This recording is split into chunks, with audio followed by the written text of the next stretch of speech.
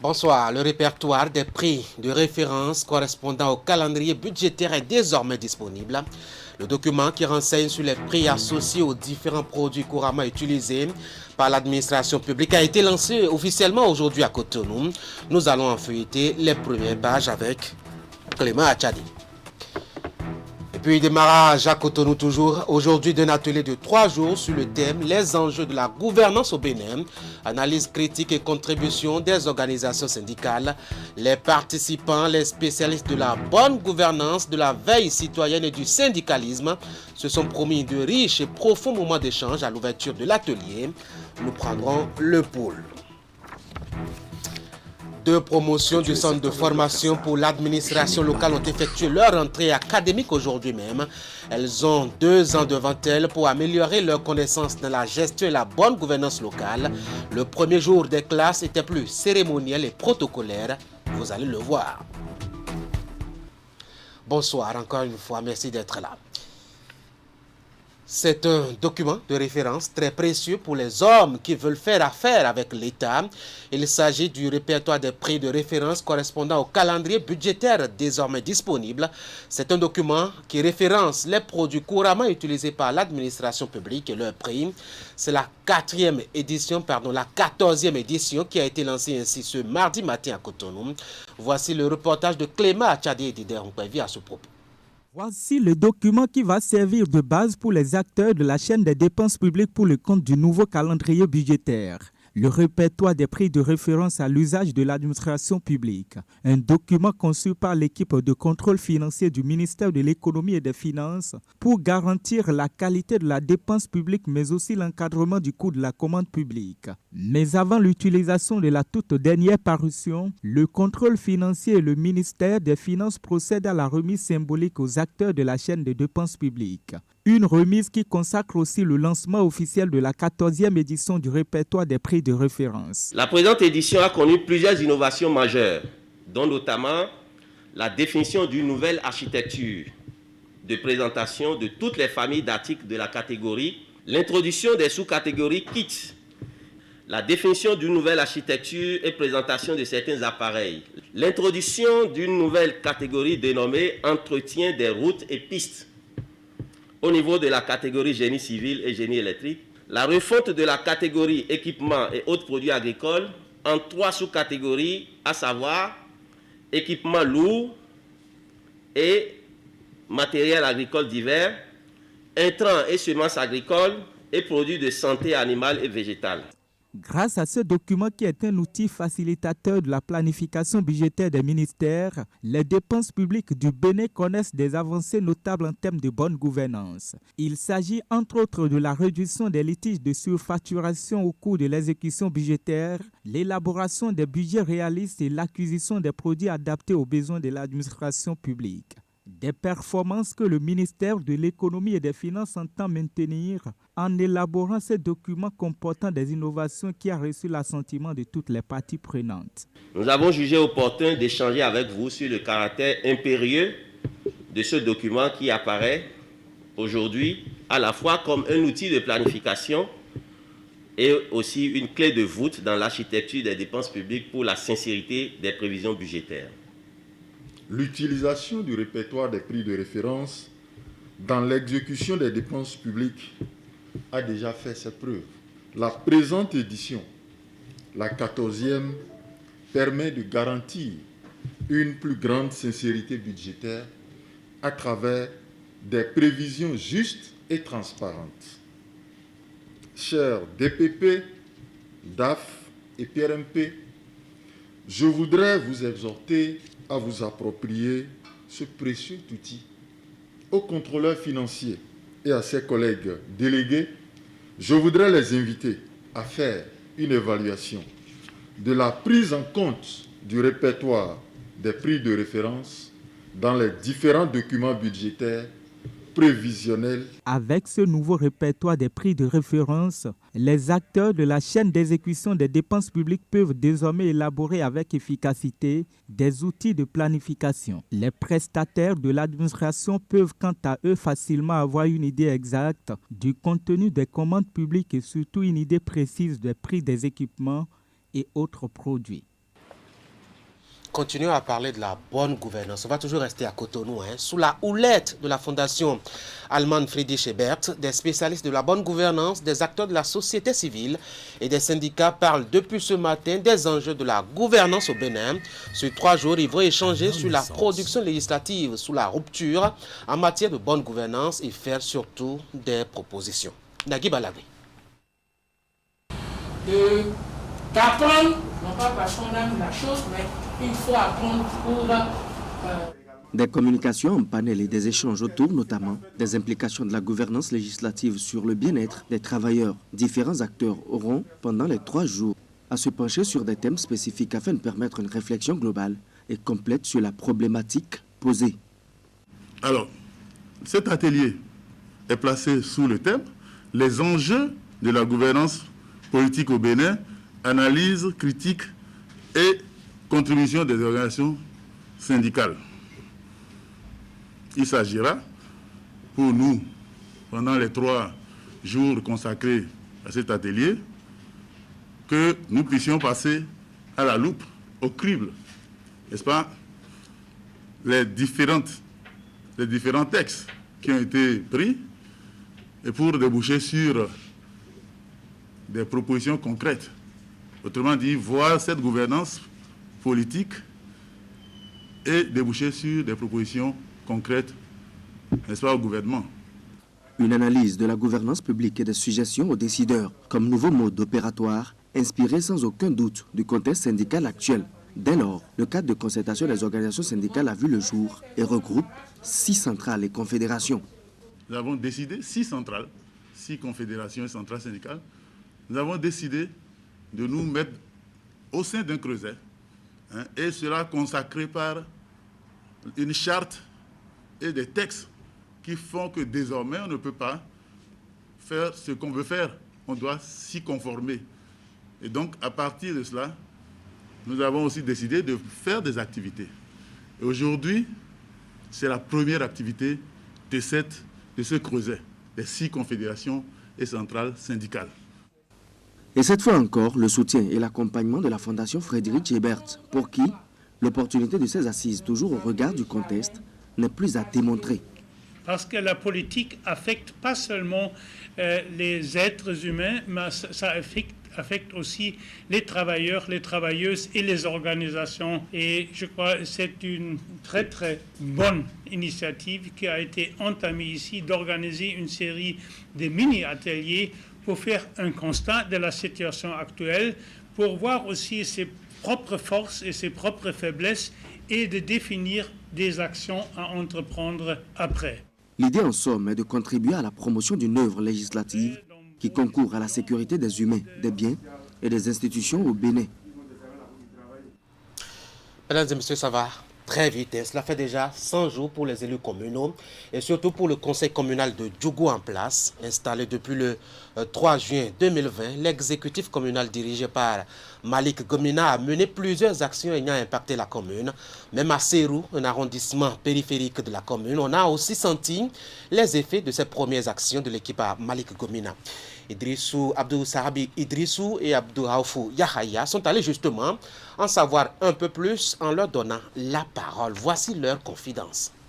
Les secteurs ont été impactés par sa gestion à travers ces 100 jours-là. Vous voyez, quand on prend le secteur de la santé, le secteur de l'énergie électrique, le secteur de l'éducation. Donc si je prends le secteur de la santé, quand le maire de la commune de Djougou a pris les rênes, avec l'assainissement que nous avons constaté au niveau de la ville de Djougou, je crois que c'est déjà un acte fort. À la suite de sa prise de service, le maire de la commune de Djougou a appuyé le secteur de la santé en nous donnant des lits d'hospitalisation, de matelas et puis certains équipements au niveau de la santé. Moi, je crois que c'est suffisant pour les premiers jours qu'il est en train de passer à la tête de notre mairie. Vous voyez, déjà avant-hier, ils ont encore apporté un important lot d'équipements matériels au niveau de la santé. Quand vous prenez le secteur de l'énergie électrique. Le maire de la commune de Djougou, tout de suite, a mis un accent particulier sur l'éclairage public. Aujourd'hui, dans nos arrondissements, nous vivons cela. C'est tangible. Et le secteur de l'éducation, le maire de la commune de Djougou, avant même d'être maire, appuyait ce secteur-là à travers les TD qu'il permettait aux enseignants d'aider nos jeunes frères. Et voilà, aujourd'hui, c'est lui qui est à la tête de la mairie. Les actions fortes sont les actions, l'aide qu'il donne à la population de Djougou, la propreté de la ville et l'union. Il semble qu'il y a une amélioration autour de la commune de Djougou. Il y a d'entente parce que Djougou était une ville un peu difficile. Mais maintenant, ça allait d'aller. Entre-temps, il a reçu le bureau du comité des sages qui lui a posé un certain nombre de problèmes et de doléances au sujet des travers constatés dans Djougou. Et c'est dans ce cadre que nous avons constaté que des sensibilisations sont en train d'être faites au niveau de la radio pour que les gens mettent leurs bêtes sous abri dans leur domicile. Aussi, j'ai constaté que tout est investi dans le cadre de l'éducation aussi. Et à ce sujet, il prend part à toutes les séances et ateliers qui concernent l'éducation dans la Donga. Moi, je souhaite que le maire se mette réellement à l'œuvre ce qui concerne la mobilisation des ressources propres. Surtout par rapport à nos attentes. Moi, je suis chef d'arrondissement de Sero. Dans mon arrondissement, nous avons vraiment de sérieux problèmes, surtout par rapport aux ouvrages de franchissement. En ces périodes de pluie, la population vraiment souffre énormément pour quitter d'un point A à un point B. Donc il va falloir aussi que le maire de la commune de Djougou mette un accent particulier sur la construction d'ouvrages de franchissement. Cela en va aussi de même par rapport à la réfection des pistes rurales. Voilà donc pour les échos de cet arrondissement de Djougou à propos des 100 premiers jours de l'équipe communale dirigée par Malik Gomina. On va continuer à parler d'actualités liées à la décentralisation, la deuxième promotion du cycle C et la quatrième du cycle B au centre de formation pour l'administration locale a commencé les cours aujourd'hui même. C'est la rentrée des classes là-bas où, pour ce premier jour, l'ambiance et les tâches sont restées d'ordre protocolaire avec la cérémonie officielle de rentrée qui lance 2 ans de formation et de recyclage en continu. Hilary Gaba et Henri Ganti. La présente cérémonie consacre le démarrage de la formation professionnelle diplômante du CEFAL au profit des cadres de l'administration locale. Venus de plus d'une trentaine de communes, ils auront à améliorer leurs connaissances en gestion et développement local. L'objectif de la formation est de renforcer le personnel communal afin de promouvoir la démocratie locale et le développement à la base.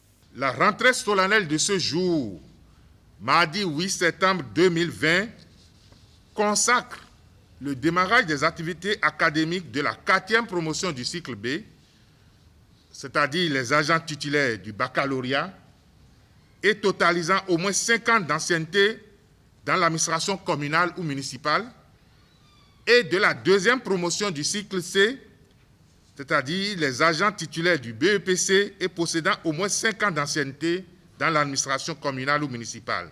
Le rendement qu'on attend de nos administrations locales est fonction de la dynamique des cadres qui composent, qui constituent l'administration.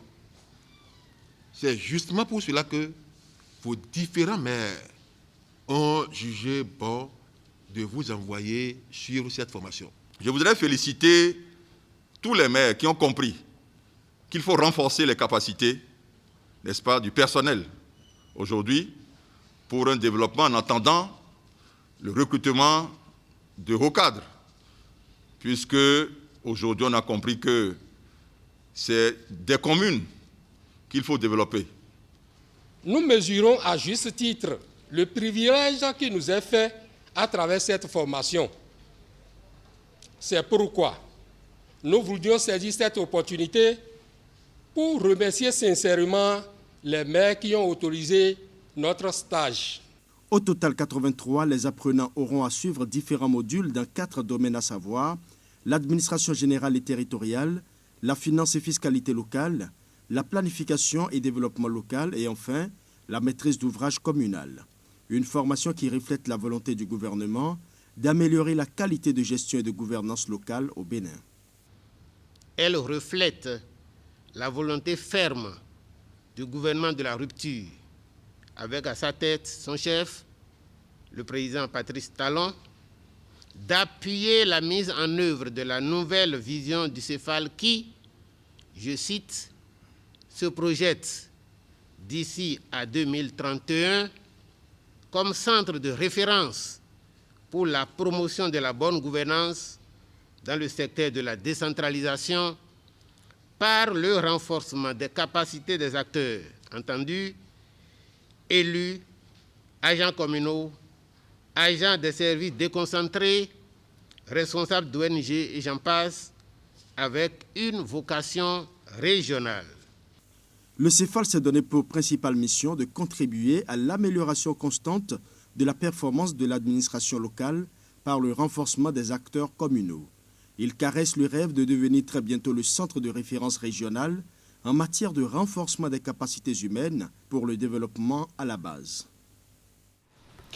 Mesdames et messieurs, nous vous proposons à nouveau ce magazine réalisé par notre antenne régionale de Boycom et qui découvre le nouveau carnet de santé de l'enfant au Bénin. Il est en vogue depuis un bon bout de temps maintenant et informe sur l'itinéraire de santé de l'enfant dès sa naissance jusqu'à l'âge de 18 ans. Il a remplacé 2 documents préexistants, à savoir le carnet de santé utilisé autrefois par la gestante et le carnet de soins jadis destiné au suivi du nouveau-né. Imet Hélène Amoussou. Récemment institué par le ministère de la Santé, le nouveau carnet de santé est déjà en circulation dans toutes les formations sanitaires de notre pays. C'est un document qui répertorie de nombreuses informations sur l'état de santé de l'enfant, celui de ses frères et sœurs et du couple parent. Les renseignements qu'il comporte retracent l'historique de la santé de l'enfant depuis la naissance jusqu'à l'âge de 18 ans. À l'intérieur, on a tout ce qui concerne l'enfant, la maman, le père, et c'est un carnet qui a les antécédents familiaux. Avant, on avait 2 carnets. Le carnet de santé, surtout, c'est la femme qui utilise dès que la femme a conçu. Et après, si l'enfant tombe là, on a un autre carnet, on parle carnet de soins. Le nouveau carnet, le délai, c'est 18 ans.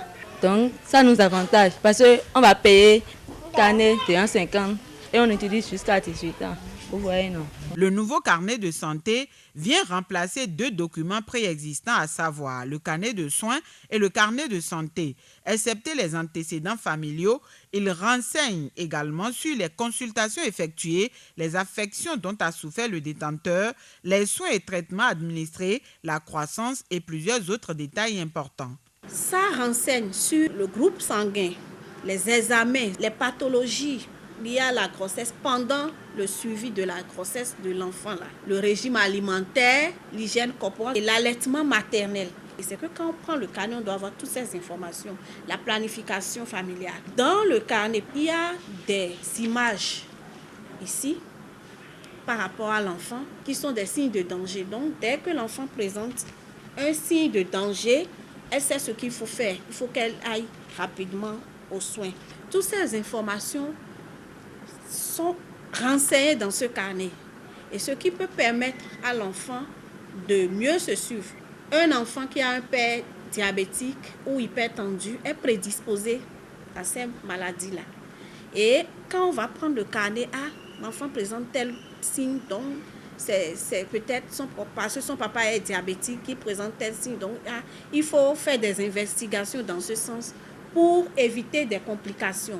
Et l'enfant aussi doit savoir que je suis prédisposé au diabète ou à l'HTA, je dois me comporter comme ça, je dois m'alimenter comme ça, je dois éviter telle chose.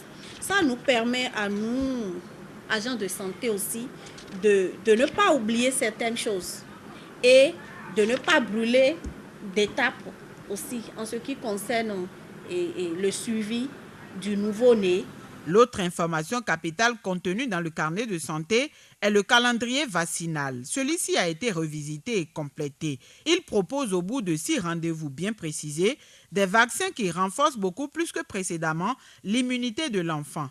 Le vaccin rotavirus introduit en décembre dernier, par exemple, protège contre les affections diarrhéiques. Dès la naissance, là, on fait BCG. Donc ça, c'est contre la tuberculose. On donne ça aux enfants et on leur donne aussi du polio et contre la poliomyélite. Ça, c'est dès la naissance que nous faisons ça. Maintenant, quand l'enfant a 6 semaines de vie, on lui fait Penta 1 et PCV 13 1. On lui fait Rota 1. C'est un nouveau vaccin qu'on a introduit en décembre passé. Et ça, c'est contre les affections diarrhéiques. À 10 semaines de vie, on répète cela, 2e dose de Penta, PCV 13, Rota et polio. À 14 semaines de vie, c'est la 3e dose de Penta, rotavirus, polio et PCV 13. Et après, maintenant, on leur donne rendez-vous pour 6 mois pour leur donner de la vitamine A. C'est à cause de la croissance. Et à 9 mois, maintenant, on le fait Rovas, c'est-à-dire vaccin contre la rougeole et la rubéole. Véritable dossier de santé sur l'enfant jusqu'à l'âge de 18 ans. Le nouveau carnet de santé est illustré et permet une meilleure appropriation de son contenu par les parents non instruits. Les informations qu'il met à disposition de tout médecin édifient et peuvent lui permettre un diagnostic beaucoup plus précis au moment opportun. C'est dire donc que le nouveau carnet de santé permet un meilleur suivi de l'enfant. Une note rapidement de culture et de religion surtout. La congrégation nationale du Vaudou-Tron a fêté ce week-end à Ouida. Il s'agissait de simples moments de réjouissance où les fidèles ont partagé d'intenses instants de convivialité et de fraternité. Ils en ont même profité pour distinguer les dignitaires les plus méritants, ceux qui se sont illustrés dans la pratique avec foi et abnégation de la religion qui est la leur. Tidi Goudala.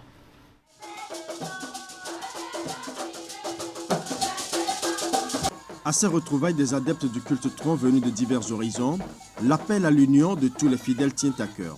Une initiative de la Congrégation nationale du Vaudou-Tron, Conavod, qui va permettre de renforcer les liens de solidarité entre croyants, tous rangs confondus. J'invite donc les uns et les autres à respecter les lois de la République, car les disputes, agitations et conflits ne nous honorent point.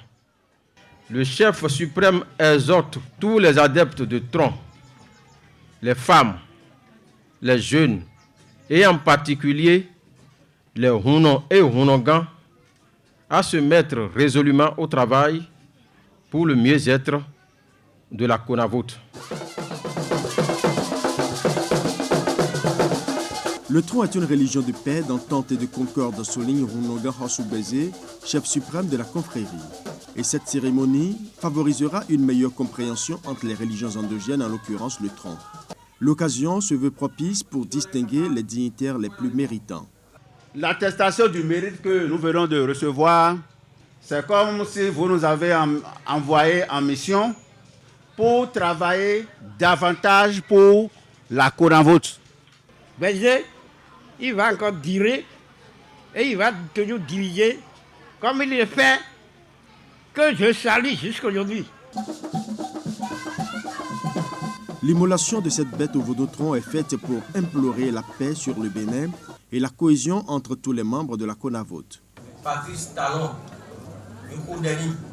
La rencontre n'est pas que festive, des prières sont également allées à l'endroit des autorités étatiques, communales et locales.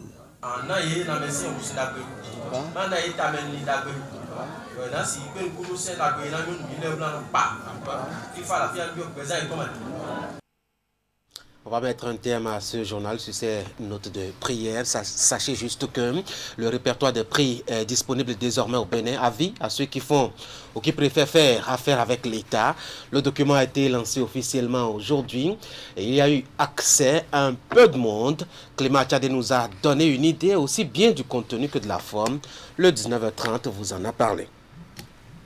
Les populations de Sero, un arrondissement périphérique de la commune de Djougou, saluent les efforts du conseil communal installé depuis le 3 juin dernier.